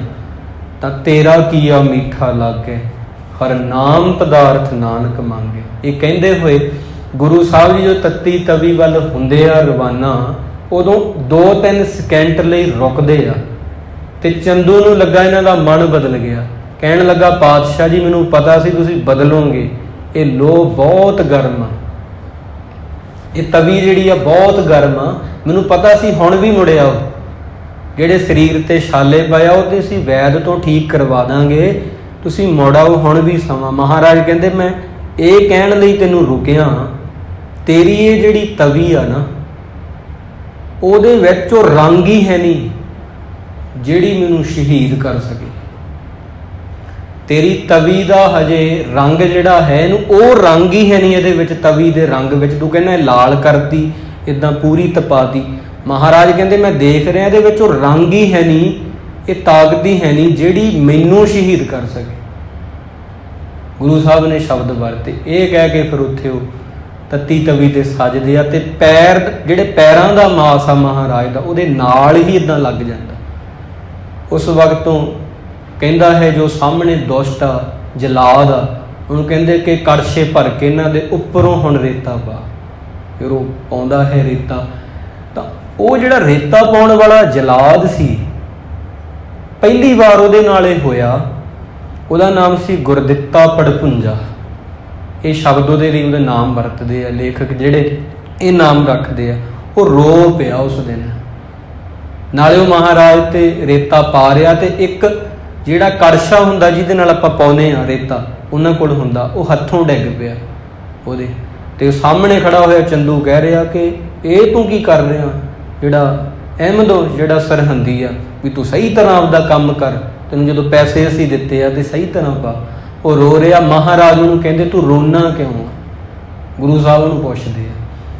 ਉਹ ਕਹਿੰਦਾ ਮਹਾਰਾਜ ਮੈਂ ਤਾਂ ਰੋਣਾ, ਅੱਜ ਤੱਕ ਮੈਂ ਬਹੁਤ ਲੋਕਾਂ ਨੂੰ ਸਜ਼ਾ ਦਿੱਤੀ ਆ, ਬਹੁਤ ਲੋਕ ਮੈਂ ਆਪਦੇ ਹੱਥੀਂ ਕਤਲ ਕੀਤੇ ਆ, ਇੱਥੇ ਲੈ ਕੇ ਆਉਂਦੇ ਆ, ਕੋਤਵਾਲੀ 'ਚ ਉਹਨਾਂ ਨੂੰ ਸਜ਼ਾ ਦਿੱਤੀ ਜਾਂਦੀ ਆ, ਪਰ ਤੁਹਾਡੀ ਜੋ ਸ਼ਾਂਤੀ ਆ ਨਾ, ਤੁਹਾਡੇ ਵਿੱਚ ਜੋ ਸ਼ਾਂਤੀ ਆ, ਜਿਹੜਾ ਸਾਰਾ ਸੰਸਾਰ ਜਿਸ ਸ਼ਾਂਤੀ ਲਈ ਭਟਕ ਰਿਹਾ ਨਾ, ਜਿਹੜੀ ਸ਼ਾਂਤੀ ਨੂੰ ਲੱਭ ਰਿਹਾ, ਉਹ ਮੈਂ ਤੁਹਾਡੇ 'ਚ ਵੇਖੀ। ਉਹ ਨਾਲੇ ਰੇਤਾ ਪਾ ਰਿਹਾ ਤੇ ਨਾਲੇ ਕਹਿ ਰਿਹਾ ਧੰਨ ਸ਼੍ਰੀ ਗੁਰੂ ਅਰਜਨ ਦੇਵ ਜੀ। ਤੇ ਮਹਾਰਾਜ ਨੇ ਆਖਿਆ ਤੂੰ ਮੁਕਤ ਹੋ ਜਾਏਗਾ, ਤੂੰ ਮੁਕਤ ਹੋ ਜਾਏਗਾ। ਇਹਨੂੰ ਭੱਟ ਸਾਹਿਬਾਨ ਕਹਿੰਦੇ ਆ, ਤਤ ਵਿਚਾਰ ਜਹ ਮਥਰਾ। ਮਥਰਾ ਪਾਟੇ ਵਿਚਾਰ ਕੇ ਗੱਲ ਆਖਦਾ ਹੈ, ਜਪਿਓ ਜਿਨੇ ਅਰਜਨ ਦੇਵ ਗੁਰੂ ਫਿਰ ਸੰਕਟ ਜੋਨ ਗਰਭ ਨਾ ਆਇਓ। ਜਿਹਨੇ ਧੰਨ ਗੁਰੂ ਅਰਜਨ ਦੇਵ ਜੀ ਦਾ ਸੱਚੇ ਦਿਲੋਂ ਮਹਾਰਾਜ ਦਾ ਨਾਮ ਲਿਆ ਨਾ, ਦਿਖਾਵੇ ਲਈ ਨਹੀਂ, ਉਹ ਮੁੜ ਨਹੀਂ ਇੱਥੇ ਆ ਸਕਦਾ ਜੂਨਾਂ 'ਚ। ਗੁਰੂ ਸਾਹਿਬ ਜੀ ਜਿਹੜੇ ਉਹਨਾਂ ਦੇ ਉੱਪਰ ਰੇਤਾ ਪਾ ਰਹੇ ਆ, ਦੇਖੋ ਮਹਾਰਾਜ ਉਹਨੂੰ ਕਹਿ ਰਿਹਾ ਤੇਰਾ ਭਲਾ ਹੋਵੇ, ਉਹਦੀ ਸਭ ਤੋਂ ਵੱਡੀ ਚੀਜ਼ ਕੱਟ ਰਹੇ ਆ, ਜਨਮ ਮਰਨ। ਇਹਦੇ ਕਰਕੇ ਆਪਾਂ ਦੁਖੀ ਹੁੰਦੇ ਆ। ਜਨਮਾਂ ਤੇ ਗੋਡੇ ਦੁਖਦੇ ਆ, ਜਨਮਾਂ ਦੇ ਸੁਪਨੇ ਟੁੱਟਦੇ ਆ, ਜਨਮਾਂ ਤਾਂ ਕੈਂਸਰ ਦੀ ਬਿਮਾਰੀ ਆ, ਜਨਮਾਂ ਤਾਂ ਬੁਖਾਰ ਆ, ਜਨਮ ਨਹੀਂ ਤਾਂ ਕੁਝ ਵੀ ਨਹੀਂ। ਗੁਰੂ ਸਾਹਿਬ ਜੀ ਨੇ ਉਹਦਾ ਉੱਦਾਂ ਕੱਟਿਆ। ਫਿਰ ਉਹ ਭਾਈ ਵੀਰ ਸਿੰਘ ਜੀ ਕਹਿੰਦੇ ਸੁੱਧ ਮੇ ਨਾ ਸੁੱਧ ਹੈ, ਬੁੱਧ ਮੇ ਨਾ ਬੁੱਧ ਹੈ। ਇਸ ਕਰਕੇ ਉਹ ਇਹੋ ਜਿਹਾ ਕਮਲਾ ਹੋ ਗਿਆ, ਲੋਕਾਂ ਲਈ ਕਮਲਾ ਹੋ ਗਿਆ, ਵੈਸੇ ਸਿਆਣਾ ਹੋ ਗਿਆ। ਬਾਅਦ ਵਿੱਚ ਚੰਦੂ ਜਿਹੜਾ ਪਾਪੀ ਸੀ ਨਾ, ਚੰਦੂ, ਉਹਨੂੰ ਜਦੋਂ ਮਾਰਿਆ ਨਾ, ਉਹੀ ਕੜਛਾ ਉਹਨੇ ਸਾਂਭ ਕੇ ਰੱਖਿਆ। ਗੁਰਦਿੱਤੇ ਪੜਭੁੰਜੇ ਨੇ ਉਹਦੇ ਨਾਲ ਉਹਨੂੰ ਮਾਰਿਆ, ਚੰਦੂ ਨੂੰ ਉਹਨੇ ਸਾਂਭ ਕੇ ਰੱਖਿਆ ਸੀ। ਉਹ ਫਿਰਦਾ ਸੀ ਗਲੀਆਂ 'ਚ ਇੱਦਾਂ ਝੱਲਾ ਹੋਇਆ, ਪਰ ਬਾਅਦ ਵਿੱਚ ਜਦੋਂ ਖਿੱਚ ਕੇ ਉਹਨੇ ਅਖੀਰਲੀ ਵਾਰ ਚੰਦੂ ਦੇ ਮਾਰਿਆ, ਉਹਦੇ ਨਾਲ ਚੰਦੂ ਦੁਸ਼ਟ ਦੀ ਮੌਤ ਹੋਈ ਹੈ। ਤਾਂ ਗੁਰੂ ਸਾਹਿਬ ਜੀ ਉੱਥੇ ਫਿਰ ਇਸ ਤਰ੍ਹਾਂ ਤੱਤੀ ਤਵੀ ਤੇ ਸਜੇ ਰਹੇ, ਬਿਲਕੁਲ ਵੀ ਉਹ ਪਹੁੰਚ ਨਹੀਂ ਸਕਦੀ ਪੈਗੰਬਰਾਂ ਤੱਕ ਇਹ ਚੀਜ਼। ਭਾਵੇਂ ਛਾਲੇ ਹੋ ਗਏ, ਸਰੀਰ ਸਾਰਾ ਇੱਦਾਂ ਮਹਾਰਾਜ ਦਾ ਭਰ ਗਿਆ ਛਾਲਿਆਂ ਨਾਲ। ਫਿਰ ਗੁਰੂ ਸਾਹਿਬ ਜੀ ਨੂੰ ਨਾ ਉਹਨਾਂ ਨੇ ਰੱਸੀਆਂ ਨਾਲ ਬੰਨ੍ਹ ਕੇ, ਰੱਸੀਆਂ ਦੇ ਨਾਲ ਬੰਨ੍ਹ ਕੇ, ਇਹਦੇ ਨੂੰ ਬਹੁਤ ਮਤਭੇਦ ਆ ਇੱਥੇ ਲੈ ਕੇ, ਬਹੁਤ ਕਿਤਾਬ, ਕੋਈ ਕਿਤਾਬ ਨਾ ਮਿਲਦੀ ਹੋਈ ਨਹੀਂ ਇੱਥੇ ਜਦੋਂ ਆਪਾਂ ਪੜ੍ਹਦੇ ਹਾਂ। ਕੋਈ ਕਹਿੰਦੇ ਮਹਾਰਾਜ ਨੇ ਆਪ ਕਿਹਾ ਕਿ ਅਸੀਂ ਜਾਣਾ ਰਾਵੀ ਦਰਿਆ ਇਸ਼ਨਾਨ ਕਰਨ। ਚੰਦੂ ਕਹਿੰਦਾ ਬਹੁਤ ਵਧੀਆ, ਤੇ ਇਸ਼ਨਾਨ ਕਰਨਗੇ, ਪਾਣੀ ਇਹਨਾਂ ਦੇ ਉੱਪਰ ਲੱਗੂ ਛਾਲਿਆਂ ਤੇ ਸਜ਼ਾ ਹੋਊਗੀ। ਇਹ ਵੀ ਇੱਕ ਸਜ਼ਾ ਹੀ ਆ, ਦੁਖੀ ਹੋਣਗੇ ਵਧੀਆ। ਕਈ ਕਹਿੰਦੇ ਨੇ ਮਹਾਰਾਜ ਨੂੰ ਉਹਨਾਂ ਨੇ ਰੱਸੀਆਂ ਨਾਲ ਬੰਨ੍ਹ ਕੇ ਰਾਵੀ ਦਰਿਆ 'ਚ ਰੋੜਤਾ। ਕਈ ਇਹ ਲਿਖਦੇ ਨੇ ਗੁਰੂ ਸਾਹਿਬ ਜੀ ਆਪ ਜਾਂਦੇ ਆ ਤੇ ਭਾਈ ਪ੍ਰਾਣਾ ਜੀ ਨੂੰ ਕਹਿੰਦੇ ਆ ਸਾਡਾ ਡੇਰਾ ਆ ਗਿਆ ਰਾਵੀ ਦਰਿਆ ਤੇ, ਕਹਿੰਦੇ ਸਾਡਾ ਡੇਰਾ ਆ ਗਿਆ, ਹੁਣੇ ਬਸ ਆਖਰੀ ਸਮਾਂ ਸਾਡਾ। ਤੇ ਉੱਥੇ ਮਹਾਰਾਜ ਦਾ ਅੰਤਮ ਸੰਸਕਾਰ ਕੀਤਾ ਗਿਆ, ਜਿੱਥੇ ਲਾਹੌਰ ਦੇ ਵਿੱਚ ਅੱਜ ਉਹਨਾਂ ਦੀ ਯਾਦਗਾਰ ਬਣੀ ਹੋਈ ਆ, ਗੁਰਦੁਆਰਾ ਡੇਰਾ ਸਾਹਿਬ ਉਹਦਾ ਨਾਂ, ਕਿ ਮਹਾਰਾਜ ਕਹਿੰਦੇ ਸਾਡਾ ਡੇਰਾ ਆ ਗਿਆ। ਤਾਂ ਕਹਿਣ ਦਾ ਭਾਵ ਇਤਿਹਾਸ ਜਿਹੜਾ ਸਾਡਾ ਹੈ ਉਹਦੇ ਵਿੱਚ ਵੱਖ-ਵੱਖ ਤਰ੍ਹਾਂ ਦੀ ਖੋਜ ਹੋਈ ਹੁੰਦੀ ਆ, ਸਾਰੇ ਆਪਦੇ ਤਰੀਕੇ ਨਾਲ ਸਹੀ ਹੁੰਦੇ ਆ। ਤਾਂ ਕਿਸੇ ਤਰ੍ਹਾਂ ਵੀ ਕਹਿ ਲਓ ਮਹਾਰਾਜ ਨੂੰ ਇਸ ਤਰ੍ਹਾਂ ਉਹਨਾਂ ਦੇ ਸਰੀਰ ਨੂੰ ਰਾਵੀ 'ਚ ਰੋੜ ਦਿੱਤਾ, ਜਾਂ ਅੰਤਮ ਸੰਸਕਾਰ ਉਹਨਾਂ ਦਾ ਕਰ ਦਿੱਤਾ, ਜਾਂ ਉਹ ਆਪ ਉੱਥੇ ਚੱਲ ਕੇ ਜਾਂਦੇ ਆ। ਵੱਡੀ ਗੱਲ ਇਹ ਆ ਵੀ ਉਹਨਾਂ ਵਿੱਚ ਸ਼ਾਂਤੀ ਕਿੰਨੀ ਹੈ, ਆਪਾਂ ਇਹ ਚੀਜ਼ ਸਮਝਣੀ ਹੈ ਵੀ ਅਸੀਂ ਨਿੱਕੀ ਜਿਹੀ ਗੱਲ ਹੁੰਦੀ ਆ ਘਰ ਦੇ ਵਿੱਚ, ਉਹਨੂੰ ਕਿੱਡੀ ਵੱਡੀ ਬਣਾ ਦਿੰਦੇ ਆ। ਤਾਂ ਦੁੱਖ ਨਹੀਂ ਵਧੇ, ਸਹਿਣਸ਼ੀਲਤਾ ਸਾਡੀ ਘਟ ਗਈ ਆ, ਇਹਨੂੰ ਸਹਿਣਾ ਆ ਗਿਆ, ਉਹਨੂੰ ਰਹਿਣਾ ਆ ਗਿਆ। ਮਹਾਰਾਜ ਦੀ ਜਿਹੜੀ ਸਰੀਰ ਦੀ ਮਹਿਲ ਦੀ ਉਮਰ ਆ, ਸਰੀਰ ਦੀ ਮਹਾਰਾਜ ਦੀ ਕੋਈ ਉਮਰ ਨਹੀਂ ਹੁੰਦੀ। ਆ ਜਿਹੜਾ ਸਰੀਰ ਦਾ ਭਾਂਡਾ 43 ਸਾਲ ਬਣੀ ਹੈ ਮਹਾਰਾਜ ਦੀ, ਇਹਨੂੰ ਤੁਸੀਂ ਕਹਿ ਸਕਦੇ ਹੋ 43 ਕੁ ਸਾਲ ਦੇ ਲਗਭਗ ਉਹਨਾਂ ਨੇ ਆਪਦੀ ਆਯੂ ਜਿਹੜੀ ਬਤੀਤ ਕੀਤੀ। ਤੇ ਸੂਰਜ ਕਿਰਨ ਮਿਲੇ ਜਲ ਕਉ ਜਲ ਹੁਆ ਰਾਮ, ਜੋਤੀ ਜੋਤ ਰਲੀ ਸੰਪੂਰਨ ਥੀਆ ਰਾਮ। ਅਗਿਆਨੀ ਸੰਤ ਸਿੰਘ ਜੀ ਮਸਕੀਨ ਇੱਕ ਬਚਨ ਕਹਿੰਦੇ ਹੁੰਦੇ ਆ, ਉਹ ਕਹਿ ਕੇ ਆਪਾਂ ਸਮਾਪਤੀ ਕਰਨੀ।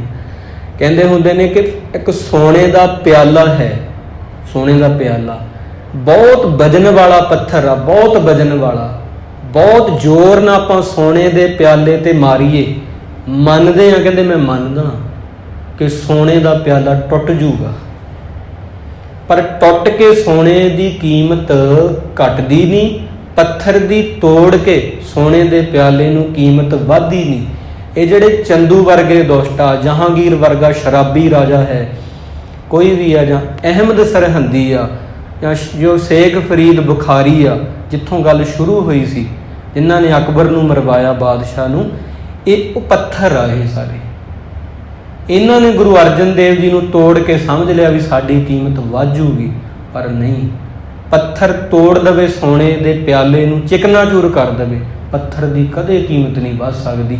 ਰਹਿੰਦੀ ਦੁਨੀਆ ਤੱਕ ਜਦੋਂ ਆਪਾਂ ਨਾ ਵੀ ਰਹੇ ਨਾ, ਆਪਾਂ ਹੋਣਾ ਨਹੀਂ ਕੱਲ। ਵੱਡੀ ਗੱਲ ਇਹੀ ਆ, ਆਪਾਂ ਅੱਜ ਹੈਗੇ ਕੱਲ ਨਹੀਂ ਹੋਣਾ। ਉਦੋਂ ਵੀ ਚੰਦੂ ਨੂੰ ਲੋਕਾਂ ਨੇ ਪਾਪੀ ਕਹਿਣਾ ਹੈ, ਉਦੋਂ ਗੁਰੂ ਅਰਜਨ ਦੇਵ ਜੀ ਨੂੰ ਧੰਨ ਕਹਿਣਾ ਹੈ। ਉਦੋਂ ਵੀ ਜਦੋਂ ਆਪਾਂ ਨਹੀਂ ਸੀਗੇ, ਉਦੋਂ ਵੀ ਗੁਰੂ ਸਾਹਿਬ ਦੀਆਂ ਯਾਦਾਂ ਗੁਰਸਿੱਖਾਂ ਨੇ ਮਨਾਈਆਂ, ਗੁਰੂ ਅਰਜਨ ਦੇਵ ਜੀ ਦੀਆਂ।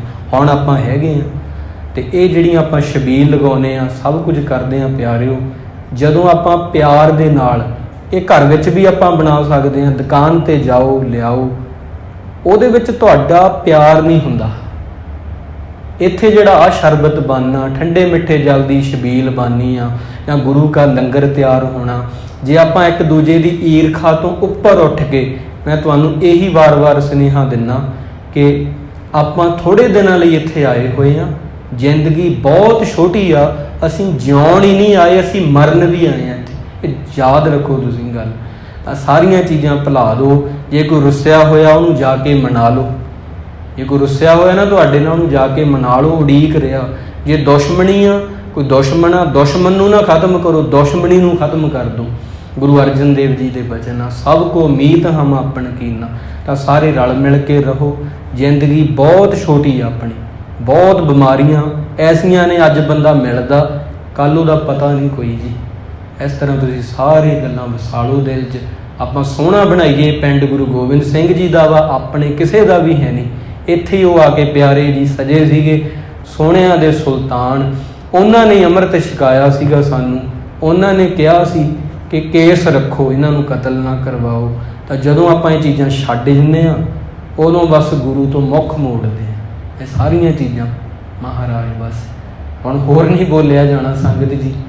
ਗੁਰੂ ਸਾਹਿਬ ਬਸ ਕਿਰਪਾ ਕਰਨ ਸਾਡੇ 'ਤੇ, ਬਸ ਆਪਣਾ ਪਿਆਰ ਬਖਸ਼ਣ। ਰਲ ਮਿਲ ਕੇ ਰਹੋ। 4 ਦਿਵਸ ਕੇ ਪ੍ਰਾਹੁਣੇ ਵੱਡ ਵੱਡ ਰੂਧੇ ਠਾਓ। ਗੁਰੂ ਅਰਜਨ ਦੇਵ ਜੀ ਦੀ ਸ਼ਾਨ ਬਹੁਤ ਉੱਚੀ ਹੈ ਜੀ। ਬੋਲਦਿਆਂ ਇੱਕ ਨਹੀਂ, ਬਹੁਤ ਭੁੱਲਾਂ ਹੋ ਗਈਆਂ ਹਨ। ਗੁਰੂ ਕੀ ਸੰਗਤ ਬਖਸ਼ ਲਵੇ। 3 ਦਿਨ ਤੋਂ ਲੈ ਕੇ ਸਭ ਨੇ ਸੇਵਾ ਕੀਤੀ ਆ। ਗੁਰਦੁਆਰਾ ਸਾਹਿਬ ਦੀ ਪ੍ਰਬੰਧਕ ਕਮੇਟੀ ਸਾਰਿਆਂ ਨੇ ਸਹਿਯੋਗ ਦਿੱਤਾ। ਆਪ ਜੀ ਨੇ ਆਪਾਂ ਰਲ ਮਿਲ ਕੇ ਗੁਰੂ ਦੀ ਯਾਦ ਮਨਾਈ ਆ। ਬਹੁਤ ਵੱਡੀ ਗੱਲ ਆ ਇਹ। ਗੁਰੂ ਸਾਹਿਬ ਕਿਰਪਾ ਕਰਨ। ਹੁਣ ਛੋਟੀ ਅਰਦਾਸ ਹੋਵੇਗੀ, ਫਿਰ ਹੁਕਮਨਾਮਾ ਸਾਹਿਬ, ਉਸ ਤੋਂ ਉਪਰੰਤ ਗੁਰੂ ਕਾ ਲੰਗਰ। ਬੱਚਿਆਂ ਨੇ ਜੋ ਰਲ ਮਿਲ ਕੇ, ਵੀਰਾਂ ਨੇ, ਨੌਜਵਾਨ ਵੀਰਾਂ ਨੇ ਬਹੁਤ ਪ੍ਰੇਮ ਨਾਲ ਸੇਵਾ ਕੀਤੀ ਹੈ। ਸਭ ਨੇ ਭਾਈ ਛਕ ਕੇ ਜਾਣਾ। ਦਿਲ ਦੀਆਂ ਗਹਿਰਾਈਆਂ ਵਿੱਚੋਂ ਸਭ ਦਾ ਧੰਨਵਾਦ। ਭੁੱਲ ਚੁੱਕ ਦੀ ਖਿਮਾ। ਪਿਆਰ ਸਤਿਕਾਰ ਨਾਲ ਗੱਜ ਵੱਜ ਕੇ ਗੁਰੂ ਸਾਹਿਬ ਦੀ ਫਤਿਹ ਬੁਲਾਓ ਜੀ, ਤੇ ਅਰਦਾਸ 'ਚ ਜੁੜੀਏ। ਵਾਹਿਗੁਰੂ ਜੀ ਕਾ ਖਾਲਸਾ, ਵਾਹਿਗੁਰੂ ਜੀ ਕੀ ਫਤਿਹ। ਤੂੰ ਠਾਕੁਰ ਤੁਮ ਪਹਿ ਅਰਦਾਸ, ਜਿਉ